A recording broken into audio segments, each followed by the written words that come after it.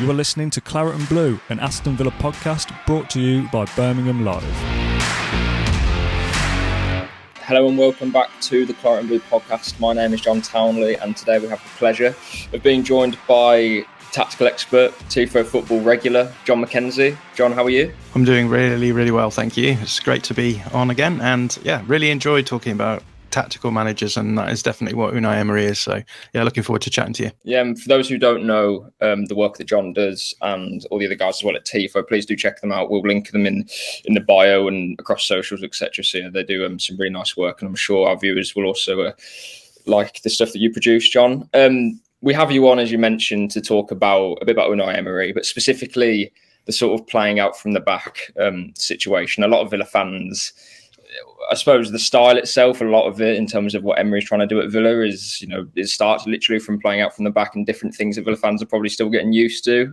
Not to be too negative at the start, but 5 years ago, Steve Bruce was in charge at Villa. So I think fans are still sort of getting over some things and sort of learning new systems and tactics because they've been out of the Premier League for, 3 years? And obviously they weren't so good before then either. So they're sort of getting up to speed with everything, is what I think anyway. So they've come a long way, should we say. There's a lot of nerves around Villa Park when they're playing out from the back, doing different things that we haven't seen or fans haven't seen at home.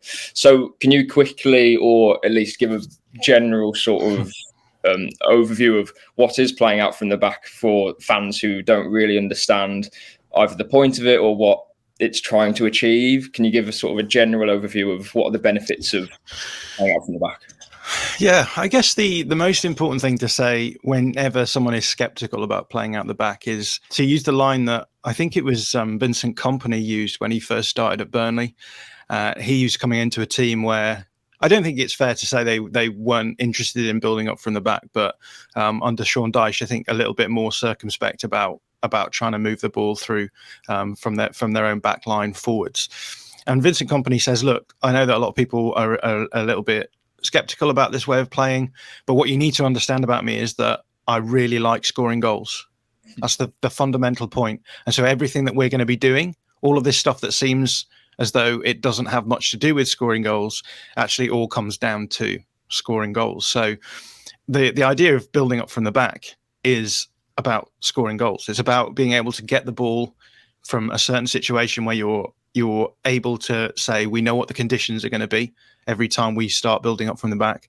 We know the way that we're going to be able to progress the ball down the field, and we're going to get it into the final third in repeatable ways. So we're going to be arriving in the final third with the ball in the same sort of place, players in the same sort of place, and with the same sort of attacking ideas in our heads. That's very much what the basic idea of building out of the back is all about. It's about being able to score goals. It's about being able to score goals more consistently than if you are by just lumping the ball forward. Because yes, of course, to get the ball in the goal, you need to have the ball near the goal.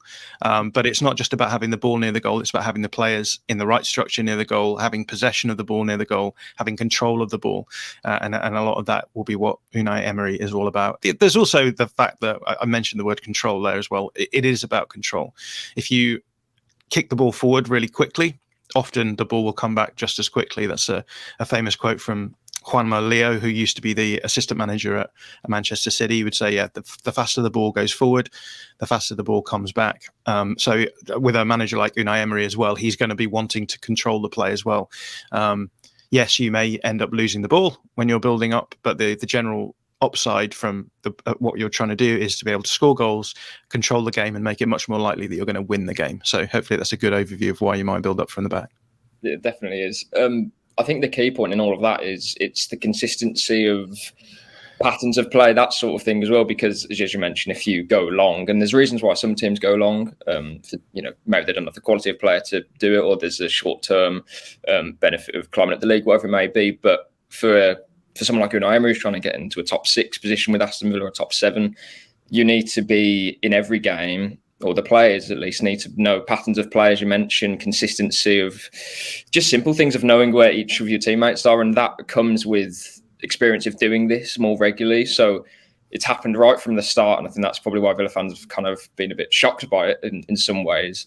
But that's the key point for me. It's the consistency of patterns of play, building up, instead of it being more of a sort of, I don't know, I guess it's quite random, isn't it, when you're not lumping the ball forwards, but when you have no sort of strategy with it, I suppose, is what I'm trying to say. That's when goal scoring is made harder.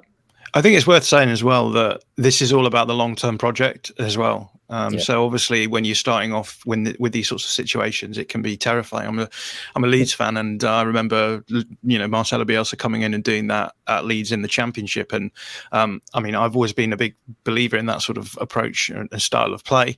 But there's certainly a lot of Leeds fans who were in the same boat as maybe Villa fans are now, where it's scary. You see your players moving the ball around near your own goal, and sometimes even baiting the opposition in to press forward to create space to then attack. It is terrifying. But in the long run, if you're wanting to become a team who are going to be consistently challenging for Europe, you have to be able to play the game in that way, I think. And so it's well worth having patience, because this isn't just about being, ball clenchingly scary. This is about actually taking Villa from a team who were in a relegation battle to being a team who are going to consistently challenge towards the other end of the table. The sort of mistakes that Villa fans will be well aware of. There was I think it was Den Donker in an FA Cup game that they lost to Stevenage. There's obviously different reasons why he lost to Stevenage, but on the edge of his box, he gets dispossessed and gives away a penalty. Against Leicester, Boubacar Kamara makes one error, potentially two, I think. Brighton away, Martinez and Luiz. You'll know all about these too. But as you mentioned, it's almost short-term pain for that long-term gain. And those mistakes were at the very start of, I'm not saying the very start, but we haven't, at least for the last 6 games, seen any problems. So I'm not trying to say that they've learned it already, because they certainly haven't. But it is that short-term pain and fans suffering and thinking, this isn't going to work, we have to change it. When actually, in a couple of months' time, there's not any noise about it. And like in the recent win against Bournemouth, they played out the back quite a few times and they were only 1-0 up or whatever. Then there was less murmurings around Villa Park than what there was usually. So, yeah, the point is it's short-term pain for long-term gain. And it's just say you have to compete at the top. If you want to do that, then this is the sort of brand of football that is now going to get you there, as we've seen through Brighton, Fulham, Brentford, all of those teams. I need to focus on the positives as well. I mean, the goal against Arsenal that you scored was a goal that came from the back. And then was it the Bournemouth game that you mentioned where that goal was scored? It was an own goal in the end, but again, that got the ball into a dangerous position from the back as well. So you don't get those goals without building from the back. So you have to focus on the positives as well as the negatives. And I'm pretty sure that you'll agree that the positives are outweighing the negatives in terms of what you're seeing on the field. Yeah, Villa as a team, I suppose, in terms of Emery, how he's trying to play it, you have a double pivot of Kamara and Luiz. They're very capable and technically very gifted footballers, but they've made, you could argue, I don't want to call them the only mistakes, because there's obviously reasons why those mistakes have been made, but they've sort of taken the brunt of half of the errors that have led to goals, I suppose. Does that prove that even though they are technically very good, it's almost a team effort for building up from the back and learning Emery's way? And even though you're very technically good, it doesn't mean that you can just learn this straight away. It is going to take a bit of time. Yeah, I mean, one of the things that you're seeing from Emery's teams, and this is something that I've watched a few of your games back from recently, just to refamiliarize myself with what's going on, like the minutiae of what's going on. And watching an Unai Emery team, the patterns are so repeatable that you know exactly what's going to happen.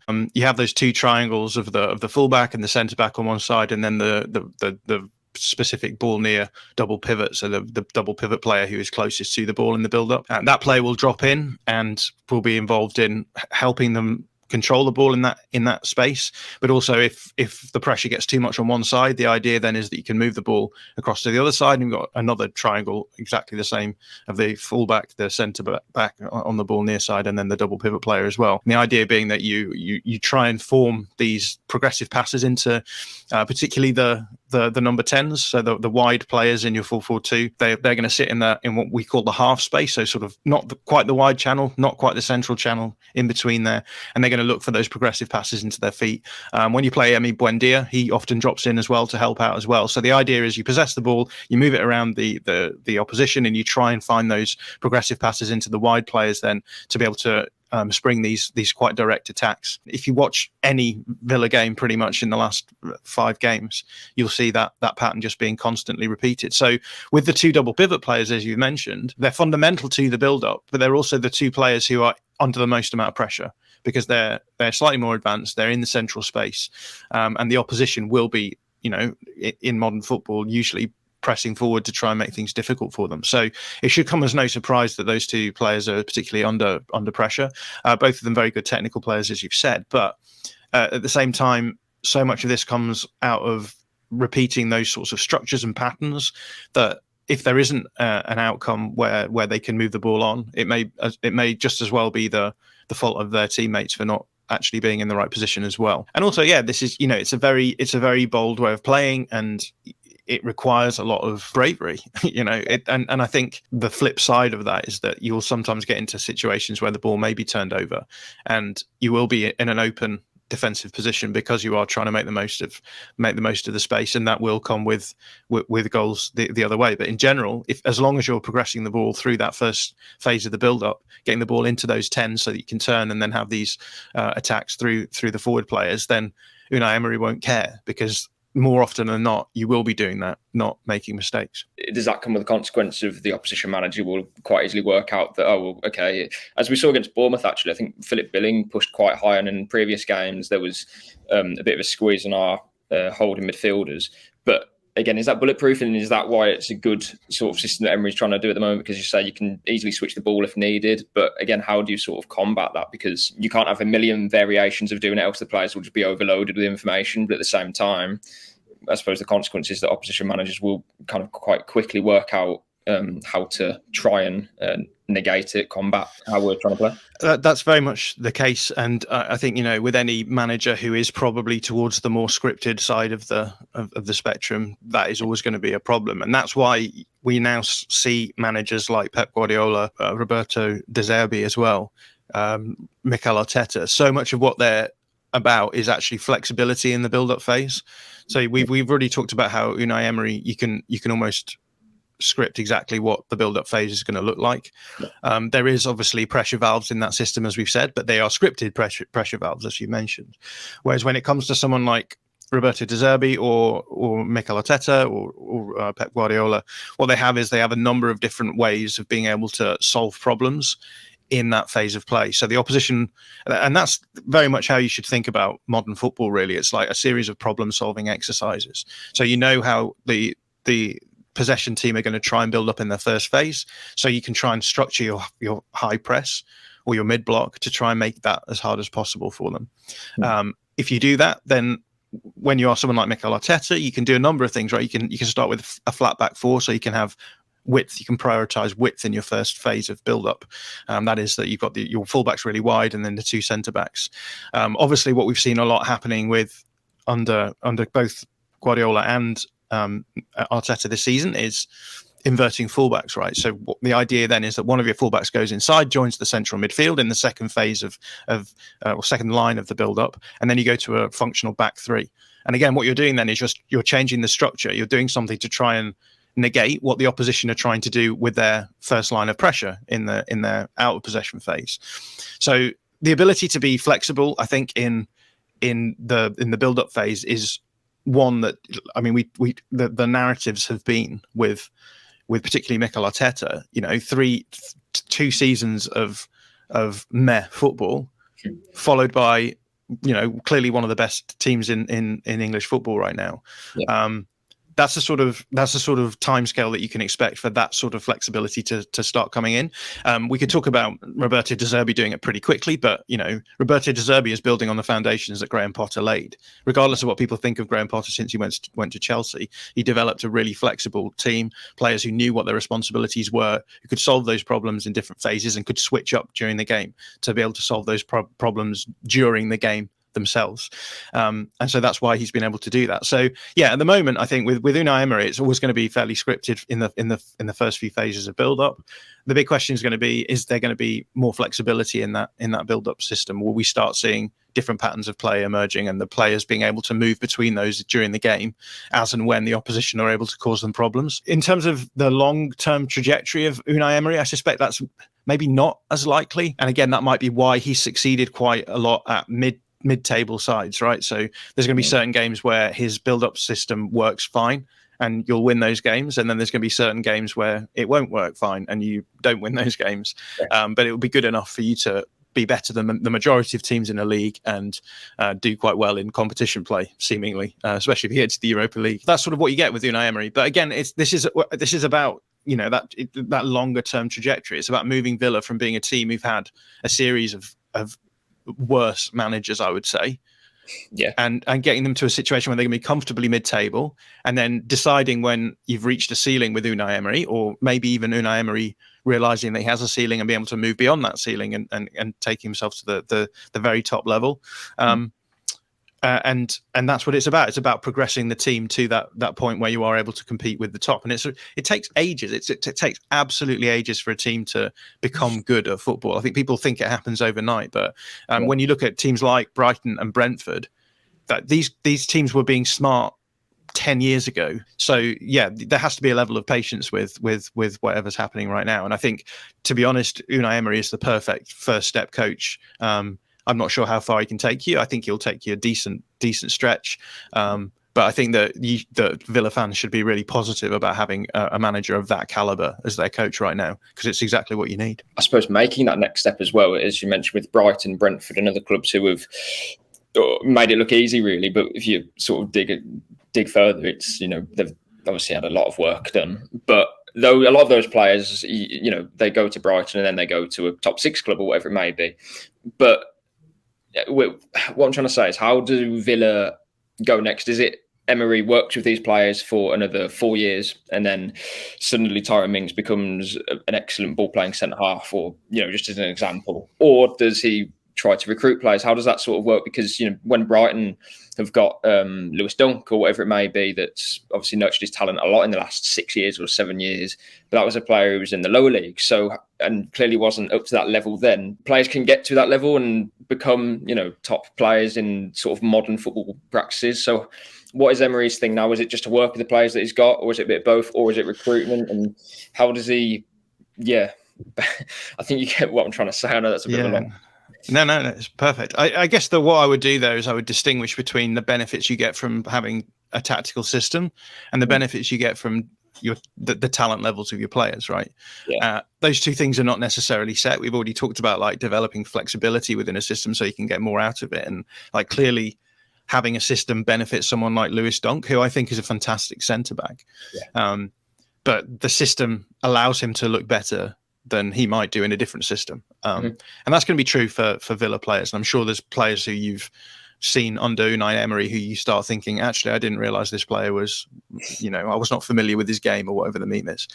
The other thing is that, there is a ceiling on how far you can go with certain players. You're always having to balance off that combination of making sure that your coach is using a system which gets the most out of the players, but then the director of football providing the coach with players who can take them to the next level. Now it gets a little bit murky when you get to the really elite levels, of course, because take a team like Real Madrid, who tend to be the whipping boys of this kind of argument. That there's lots of debates you may have heard rumbling around tactics Twitter at the moment between teams who play positional football and teams who play what's called relational football. Now, positional football is just very structured, I'd say high tactical football. So coaches using structure and system to get an upside in the game. But there's coaches out there who are much more about actually allowing the players to solve problems on the field.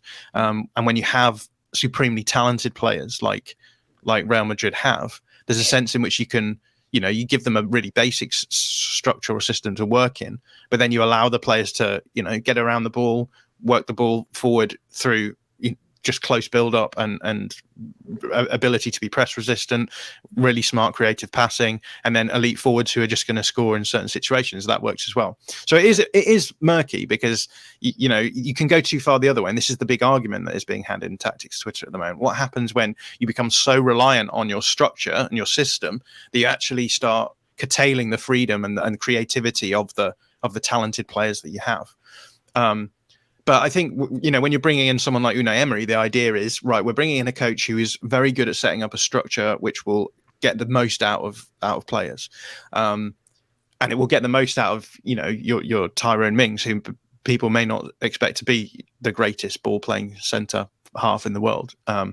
And yeah, that's fine. There's very few very good ball playing centre halves in the world, and you would be surprised if one of them ended up at your team if you were Villa, right? But the idea is that, again, we've talked about this long-term approach, which is the system carries everyone higher up the table. You become a more attractive proposition, and the director of football can then attract better talented players to the club as well. And so I suppose the big question then is, at what point do you hit that talent, that ceiling where you're getting the most out of the players that you have, with balancing that off against bringing in players who can then carry you to the next level, not necessarily tactically, but because they have the skill sets and the capacity to be at that next level. That's a question for a few years, I think, for Villa. Yeah. But the general principle will be there, which is the system carries you to a point where you can get better players. And when you have better players, you can be more flexible in build up. You can be more creative going forward. You can start solving problems in the final third. I mean, because this is the problem that Brighton had, for example, right under Potter, was that everyone was like, oh, they keep consistently underperforming their expected goals. Well, what's happened there is that you've got a manager who's able to repeatedly get the ball into those dangerous areas, but maybe not quite the finishing talent amongst the forwards to be able to make the most of that. That's a good example of the talent base not really matching up where you want to be. On the other hand, like if you had a coach who was going to be, someone like Steve Bruce, who isn't going to be putting a huge amount of tactical structure in place, you can get a long way through having talented players, right? But the big question is, can you implement a coach who is going to actually get more out of the team because of that structure as well? So it's a fine balance, and I think there's pros and cons to both of them. I don't want to just come across as being like a Pep Guardiola acolyte here and be saying this is the only way you should play football. There's plenty of ways of doing it, but I think for the purpose of what we're talking about, it's about that long-term trajectory. How do you get Villa from a team who are, with all the best will in the world, were in a relegation battle at the beginning of the season, now very much a mid-table side? How do you make the most of that? Where do you take your next steps? And that's what football management has become these days. That was a really good answer, and almost to, I suppose, end our topic at the moment. So it's only a 25-minute podcast or whatever it may be, but there's so much to sort of dive into and to get into. But in terms of the goalkeeper as well, how important and what sort of role do they play? Because when we say playing out from the back, I think the first thing that people think of is, well, can the goalkeeper pass 5 yards? Can they take the ball under pressure? Probably because you've had Alisson, Ederson come into the league. So that almost started it. And now it's an expectation that every goalkeeper has to be good with their feet. And you look at someone like David Raya, who, I don't know, 10, 15 years ago might not, be courted by a team like Chelsea, but now because he's so good with his feet and can play like an outfielder, that's all the more prevalent. And like Martinez, he can see the opposition. He starts those moves. He can pick the passes where he wants to. So how important is it for the goalkeeper to almost be, I don't want to say the most important part of it, but certainly a major, they play obviously a major role in what Emery's trying to do. Yeah, I mean, the phrase I used before was problem solving, right? And if you have a one-dimensional goalkeeper, it means you have less ways of solving problems. We've talked already about how the Emery first phase build-up relies on building up on one side, and then if the pressure gets too much, moving across to the other. And often you'll use the double pivot player to do that movement, but you can also use the goalkeeper as well. Obviously, the goalkeeper is positioned deeper, and so it's a bit of a safer option to go that way as well. The other thing that you can get from your goalkeeper is, in those sorts of situations, if your goalkeeper can play a wedge pass over the front line of the opposition press into a fullback, which you'll have seen Martinez do. So yeah, just that little dink you'll see over a player into the fullback, and usually that will trigger a jump by the opposition player to put them under pressure. But the ability to be able to do that means that you're taking out a line of pressure in your build-up phase. If you can do that repeatedly, the players know that that's an out ball that they can play. They can play it back to the goalkeeper with an on-rushing forward from the opposition. He can dink it over to the fullback, and once you do that a few times, the opposition start thinking, what's the point of pressing the goalkeeper there? Because he's just going to find the fullback all the time. So the first line of pressure drops, and then you have much less pressure then on your first phase players. So your centre backs and your goalkeepers probably won't be under as much pressure. So yeah, that's the sort of thing that it gives you, right? It gives you more flexibility in that build-up phase. We've talked about how important that is for elite sides. That's why these goalkeepers have become so important now. Obviously, a goalkeeper has to be able to stop chances, which is why we have these sort of long dialogues about how good Ederson really is when he gives up goals, but can do all of the build-up stuff fine. But yeah, when you've got a goalkeeper like Emi Martinez, who's really well-rounded in both respects, again, that's the difference between being able to do that and not. And again, Manchester United, the classic example here, right? David De Gea, not good enough to be able to do that, and so Manchester United's build-up play is much less impressive than it should be for a team of their caliber. They aren't able to do any of their build-up stuff because they can't rely on their goalkeeper. Having a player like Emi Martinez is fantastic because a manager can just be like, I don't need to worry about my goalkeeper really in first phase build-up. Naturally, in a squad, you're not going to have two amazing goalkeepers, or Man United could have, I suppose, if they were back to where they were. But you can always trade out defenders. You can, do what you want. But as soon as you replace a goalkeeper, it's like front page headlines and stuff like that. So that's, I think, again, why it's very important that although Martinez might not be the best ball playing goalkeeper in the world, he is absolutely adequate to do it. And it could have been a much bigger problem than what it actually is. So yeah, I think that probably covers most of the things that we'd talk about today, John. We'd love to get you back on maybe either at the end of the season or the start of next season to sort of evaluate where Emery's Aston Villa's gone after that. Maybe we'll be in Europe, who knows? Probably not. I think that probably wraps up in terms of the benefits of playing out from the back, Emery's system so far, and why Villa fans need to keep giving it some time. Hopefully when this comes out after the Chelsea game, we haven't made a calamitous error and lost the game 4-0. But yeah, thanks for your time again, John. And again, please, everyone, follow the links in the social channels and in the description as well to go over to Tifo and John's accounts too. And yeah, we'll catch you next time. Thanks, everyone. Thank you for listening to Claret and Blue, an Aston Villa podcast. If you enjoyed today's episode, then please do let us know. We love hearing your thoughts and comments. We'll be back soon with another episode, but until then, up the Villa.